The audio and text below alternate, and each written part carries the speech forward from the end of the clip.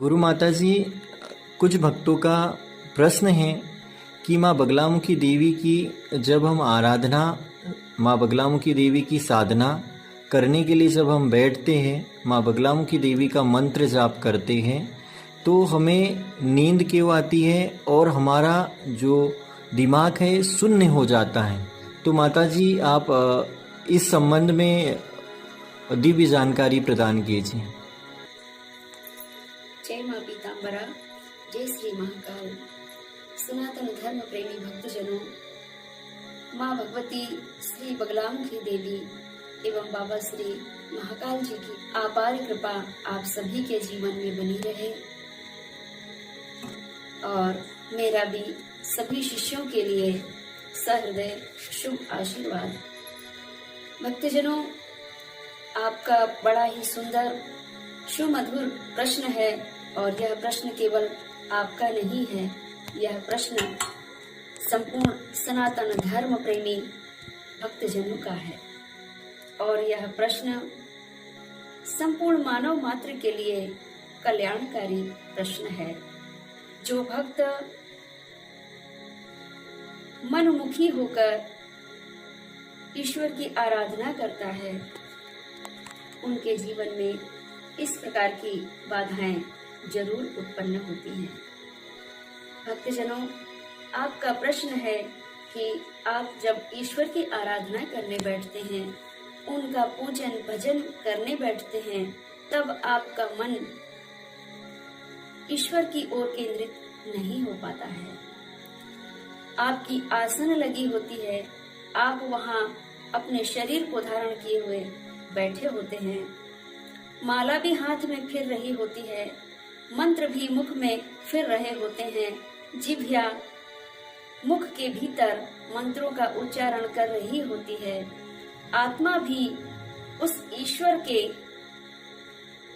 दिव्य स्वरूप का परिचय करने वह घोर चिंतन मनन में लगी हुई होती है, किंतु आपका मन सर्वत्र भ्रमण करते रहता है। वह मन रूपी हाथी सर्वत्र भ्रमण करते रहता है। अब इस चंचल मन में कैसे लगाम लगावे? इस चंचल मन में आप किस प्रकार लगाम लगावें और वह लगाम लगा करके और आप ईश्वर की ओर पूर्णतः समर्पित होवें।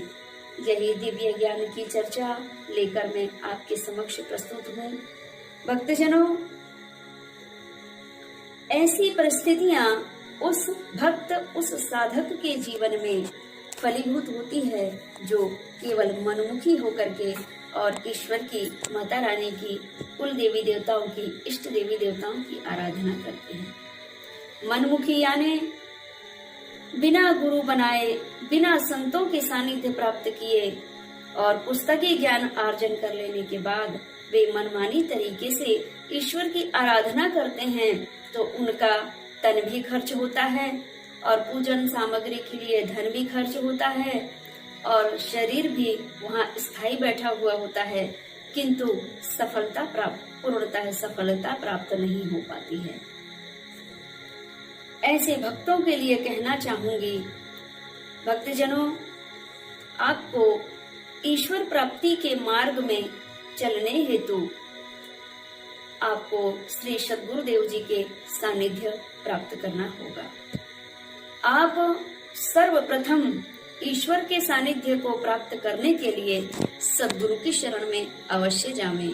भक्तजनों, सर्वप्रथम आपको केवल और केवल सतगुरु को ही जानना है। जो भक्त, जो मनुष्य सतगुरु को पूर्ण रूप जान लेता है, पूर्ण रूप पहचान लेता है, उसके बाद वही सतगुरु के बताए हुए मार्ग पर चलकर संपूर्ण विधि को जान समझकर फिर वह भक्त इष्ट की साधना करता है, ईश्वर की साधना करता है।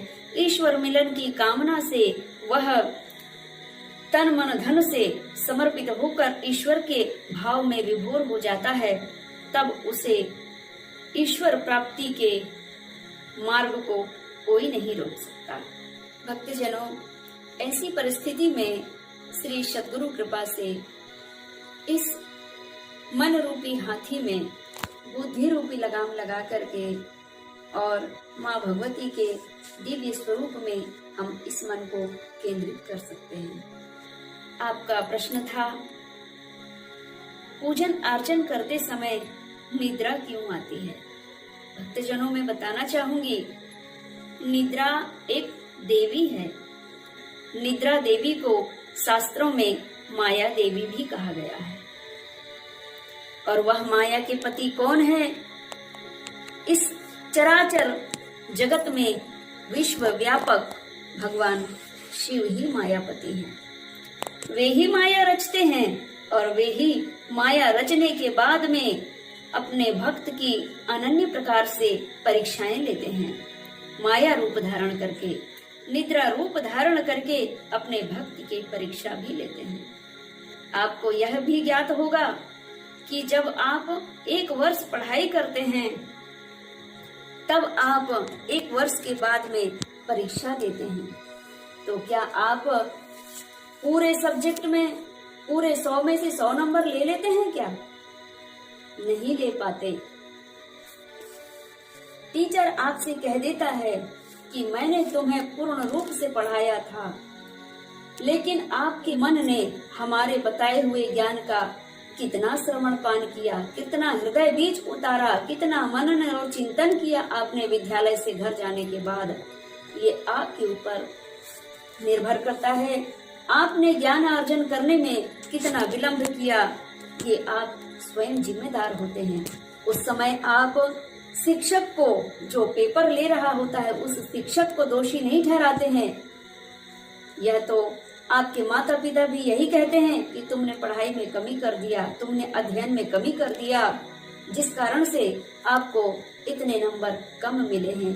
इसी प्रकार भक्तजनों, भगवान शिव भी अपने भक्तों की अनन्य प्रकार से परीक्षा लेते हैं और आप उस परीक्षा में तभी पास होंगे जब आपको सच्चे सतगुरु का सानिध्य प्राप्त होगा। और उस सतगुरु के श्री चरणों में आप पूर्ण रूप से समर्पित होकर के ईश्वर की आराधना करेंगे, तब आप भक्ति मार्ग में पास हो पाएंगे। और यह माया रूपी निद्रा देवी आपको कभी नहीं सताएगी और वह कोसों दूर आपसे चली जाती है। लेकिन साधना के पहले पहले चरण में आपको निद्रा अवश्य आती है। माँ बगलामुखी देवी जी के सभी साधकों से मेरा कहना है, भक्तजनों, जो भी भक्त श्री ब्रह्मास्त्र विद्या माँ बगलामुखी देवी की आराधना साधना मनमुखी होकर कर रहे हैं, यानी बिना गुरु दीक्षा के माता रानी की आराधना कर रहे हैं, उन सभी भक्तों से मैं कहना चाहूंगी, भक्तजनों, माँ भगवती ब्रह्मास्त्र विद्या की पूर्ण कृपा प्राप्त करने हेतु आप सतगुरु की शरण अवश्य ले लेना। भक्तजनों, आप बिना गुरु के सानिध्य के माता रानी की पूजन आराधना करते रहे हैं, तो उन्हीं की कृपा से आपको दिव्य सतगुरु की प्राप्ति अवश्य होगी। और आज आप इस वीडियो के माध्यम से माँ भगवती ब्रह्मास्त्र विद्या के विशेष वर्णनों को आप सुन और समझ पा रहे हैं। यह आपकी ही भक्ति का प्रभाव है। और अगर आप चाहते हैं कि माँ भगवती की संपूर्ण कृपा आपके जीवन में और आपके परिवार के जीवन में व्याप्त हो, तो पूर्ण कृपा पाने हेतु आप गुरु दीक्षा लेकर के माता रानी का विधि पूर्वक विशेष पूजन अर्चन कर अपने जीवन को कृतार्थ अवश्य करें, अपने परिवार के जीवन का कल्याण करें। और अगर आपको लगता है कि श्री बगलामुखी शक्ति सिद्ध पीठ जिला सिवनी से आपको गुरु दीक्षा प्राप्त करना है और माता रानी की विधि पूर्वक आराधना पूजन करनी है, तो आप निशुल्क गुरु दीक्षा लेकर के माँ भगवती की साधना आराधना प्रारंभ करें और अपने इस मानव जीवन को धन्य धन्य कृतार्थ करें। जय माँ पीताम्बरा, जय श्री महाकाल।